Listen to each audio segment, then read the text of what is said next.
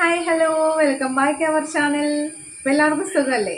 ഇന്നത്തെ നമ്മുടെ റെസിപ്പി എന്താണെന്ന് വെച്ചാൽ ഇത് നല്ല കോട്ടൺ സോഫ്റ്റ് കപ്പ് കേക്ക്സ് ആണ് കേട്ടോ. അല്ല, അടിപൊളി ടേസ്റ്റാണ്. ഉള്ളിലൊക്കെ നല്ല വൈറ്റ് കളറായിട്ട് നല്ലൊരു കിടുക്കാച്ചി കേക്കാണ് കേട്ടോ. നമ്മുടെ കപ്പ് കേക്കിന് ബാറ്ററി മിച്ചം വന്നപ്പോൾ ഞാനൊരു ചെറിയ സ്പഞ്ച് കേക്ക് ഉണ്ടാക്കി എടുത്തിട്ടുണ്ട്. അടിപൊളി ടേസ്റ്റാണ് കേട്ടോ. നമുക്ക് സമയങ്ങളത് വീഡിയോയിലേക്ക് പോയാലോ. നമുക്ക് ഈ കപ്പ് കേക്ക് ഉണ്ടാക്കാൻ വേണ്ടിയിട്ട് 3 മുട്ട വേണം. 3 മുട്ട എടുത്തിട്ട് അതിൻ്റെ വൈറ്റും യോക്കും ഇതുപോലെ ഒന്ന് സെപ്പറേറ്റ് ചെയ്ത് മാറ്റി വയ്ക്കുക കേട്ടോ. അടുത്തതായിട്ട് ഒരു ബൗൾ എടുത്തിട്ട് അതിലേക്കൊരു 3 ടേബിൾ സ്പൂൺ വെജിറ്റബിൾ ഓയിലും 4 ടേബിൾ സ്പൂൺ റൂം ടെമ്പറേച്ചറുള്ള പാലും കൂടി ഒഴിച്ചിട്ട് ഇതുപോലെ ഒന്ന് മിക്സ് ചെയ്തെടുക്കാം.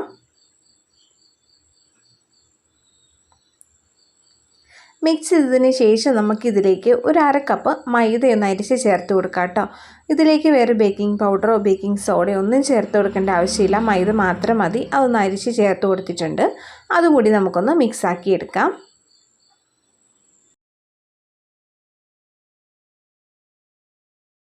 ആയിട്ട് നമ്മൾ എഗ്ഗ് സെപ്പറേറ്റ് ചെയ്ത് വെച്ചിട്ടുണ്ടല്ലോ, അതിൽ എഗ്ഗ് യോക്ക് ഓരോന്നായിട്ട് ചേർത്ത് കൊടുത്തിട്ട് മിക്സാക്കി എടുക്കാം കേട്ടോ.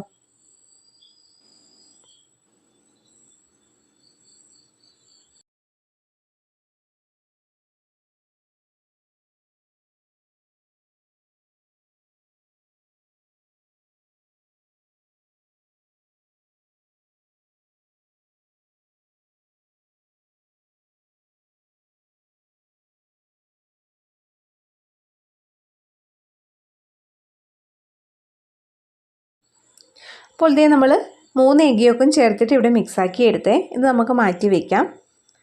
അടുത്തതായിട്ട് നമ്മൾ സെപ്പറേറ്റ് ചെയ്ത് വെച്ചിട്ടുള്ള എഗ്ഗ് വൈറ്റിലേക്ക് 1 ടീസ്പൂൺ നാരങ്ങാനീര് ഒഴിച്ചു കൊടുക്കാം.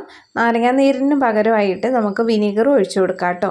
അപ്പോൾ ഇത് ഹൈ സ്പീഡിൽ നമുക്ക് ആദ്യം ഒന്ന് ബീറ്റ് ചെയ്തെടുക്കാം.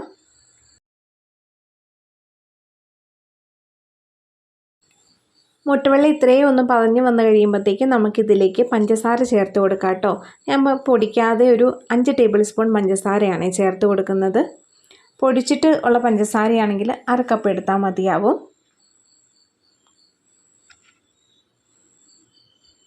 അപ്പോൾ പഞ്ചസാര മുഴുവനും ഇട്ട് കൊടുത്തിട്ട് ഇതുപോലെ ഒന്ന് ബീറ്റാക്കി എടുത്തിട്ടുണ്ട് കേട്ടോ.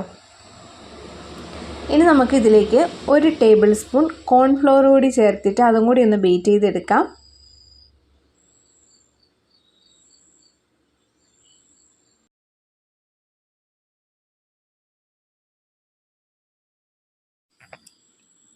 അപ്പോൾ എഗ് വൈറ്റ് ഇവിടെ നന്നായിട്ട് ഇതുപോലെ ബീറ്റാക്കി എടുത്തിട്ടുണ്ട് കേട്ടോ.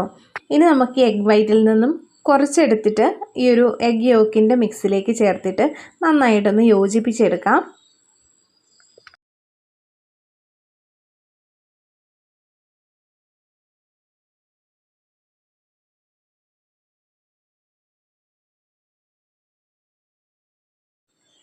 അപ്പോൾ കുറച്ച് എഗ് വൈറ്റ് ചേർത്തിട്ട് നമ്മളത് മിക്സാക്കി എടുത്തിട്ടുണ്ട് കേട്ടോ.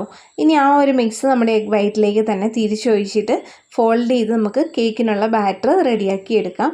നന്നായിട്ട് തന്നെ ഫോൾഡ് ചെയ്തെടുക്കണം കേട്ടോ. അല്ലെങ്കിൽ നമ്മുടെ എഗ് വൈറ്റും ആ യോക്കിൻ്റെ ഒരു മിക്സും കൂടി ഇങ്ങനെ സെപ്പറേറ്റ് ആയിട്ട്, അതായത് മിക്സ് ആകാതെ കിടന്നിട്ടുണ്ടെങ്കിൽ നമ്മുടെ കേക്ക് നല്ല സ്പോഞ്ചി ആയിട്ട് കിട്ടത്തില്ല.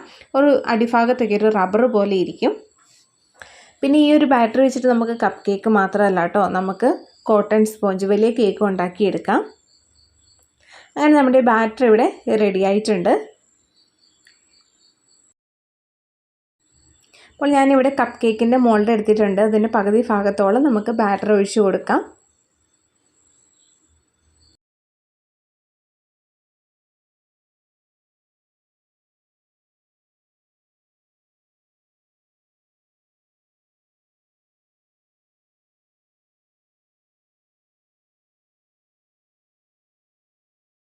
എല്ലാ മോൾഡിലും ബാറ്റർ ഒഴിച്ച് കൊടുത്തിട്ടുണ്ട് കേട്ടോ. ഇനി ഇതൊന്ന് നമുക്ക് ടാപ്പ് ചെയ്തിട്ട് ബേക്ക് ചെയ്യാൻ വയ്ക്കാം. 180 ഡിഗ്രി സെൽഷ്യസിൽ ഓവൻ 10 മിനിറ്റ് ഒന്ന് പ്രീ ഹീറ്റ് ചെയ്തതിന് ശേഷം 180 ഡിഗ്രി സെൽഷ്യസിൽ തന്നെ 20 മിനിറ്റാണ് ബേക്ക് ചെയ്തെടുക്കുന്നത്.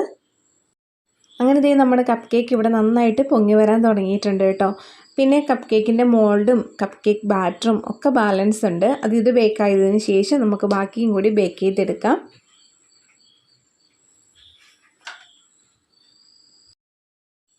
അപ്പോൾ ഇതേ നമ്മുടെ കപ്പ് കേക്ക്സ് എല്ലാം ഇവിടെ പെർഫെക്റ്റ് ആയിട്ട് ബേക്കായി കിട്ടിയിട്ടുണ്ട് കേട്ടോ. കപ്പ് കേക്കിൻ്റെ ബാറ്റർ ബാലൻസ് ഉണ്ടായിരുന്നു, അത് വെച്ചിട്ട് ഞാൻ ചെറിയൊരു സ്പഞ്ച് കേക്കും കൂടി ഉണ്ടാക്കിയെടുത്തേ. അതാണ് ഇവിടെ ഇങ്ങനെ കട്ട് ചെയ്ത് വെച്ചിരിക്കുന്നത് കേട്ടോ. അത് കാണാനും നല്ല രസമുണ്ടായിരുന്നു, കഴിക്കാനും നല്ല രസമുണ്ടായിരുന്നു, ചെറുതായിട്ട് ഇങ്ങനെ കട്ട് ചെയ്ത് വെച്ചിട്ടേ. അപ്പോൾ ഈ ഒരു കോട്ടൺ കപ്പ് കേക്ക്സ് എന്ന് പറയുന്ന പോലെ തന്നെ അത്രയ്ക്ക് നല്ല സോഫ്റ്റ്, നല്ല പഞ്ഞി പോലുള്ള കേക്കായിരുന്നു കേട്ടോ. നല്ല പഞ്ഞി പോലെ സോഫ്റ്റും ഉള്ളിൽ നല്ല വെള്ള കളറുമായിട്ടുള്ള ഒരു അടിപൊളി കേക്കാണ്. എല്ലാവരും ട്രൈ ചെയ്ത് നോക്കണം, നല്ല ടേസ്റ്റുമാണ്. അപ്പോൾ ഈ ഒരു വീഡിയോ നിങ്ങൾക്ക് ഇഷ്ടപ്പെട്ടു എന്ന് വിചാരിക്കണം. ഇഷ്ടപ്പെട്ടാൽ തീർച്ചയായിട്ടും ലൈക്ക് ചെയ്യാനും ഷെയർ ചെയ്യാനും നമ്മുടെ ചാനൽ സബ്സ്ക്രൈബ് ചെയ്യാനും ഒന്നും മറക്കരുത്. പിന്നെ ഈ വീഡിയോ ഇഷ്ടപ്പെട്ടിട്ടുണ്ടെങ്കിൽ നിങ്ങളുടെ ഫ്രണ്ട്സിനും ഫാമിലിക്കൊക്കെ ഒന്ന് വീഡിയോ ഷെയർ ചെയ്ത് കൊടുക്കാനും കൂടി മറക്കരുത് കേട്ടോ. അപ്പോൾ എല്ലാവരും ഈ റെസിപ്പി ഒന്ന് ട്രൈ ചെയ്ത് നോക്കുക, അതിനുശേഷം നിങ്ങളുടെ ഫീഡ്ബാക്ക് അറിയിക്കുക. അപ്പോൾ വേറൊരു കിട്ടുന്ന റെസിപ്പി ആയിട്ട് അടുത്ത വീഡിയോയിൽ നമുക്ക് വീണ്ടും കാണാം. അതുവരെ Tata bye bye. Thank you for watching.